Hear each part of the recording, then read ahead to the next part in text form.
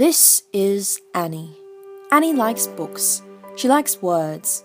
She plays with them, building 100 different days and nights and living 100 different lives with a pen and paper. She can be anyone, anything.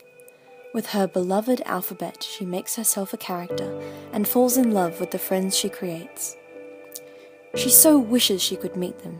Their conversations would be so beautiful if only she could see the lips with which they were spoken. Now, Annie likes pictures. But the lips she paints don't say enough. The suns and moons she draws don't shine as brightly as they ought to. And the friends she builds don't want to play with her. Plus, paint doesn't taste quite as good as tea. She wants to say so many things so very passionately to so many people. The world needs to hear her. They need to care. If Annie wants to speak to the characters of not only fantasy, but reality, she needs to bring her stories and sculptures together. Aha! This is Annie. Annie is in love with film. Her stories become scripts, and her drawings become photographs. She realizes that she can hold an audience captive like never before.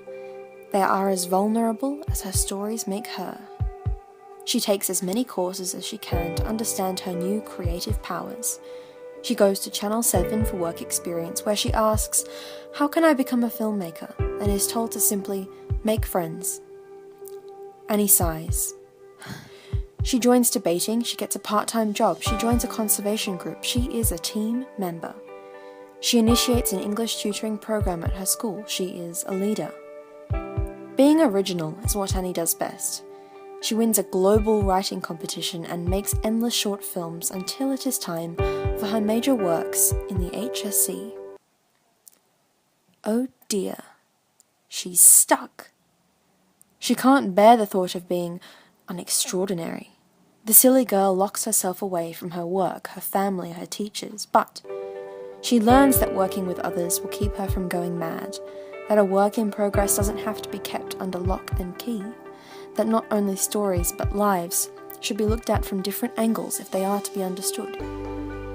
She wins her school's award for consistent effort and improvement, and she is not only willing, but excited to devote her every breath to filmmaking. Because you see, ladies and gentlemen, a career in the creative industries is not an option for Annie. It is a necessity.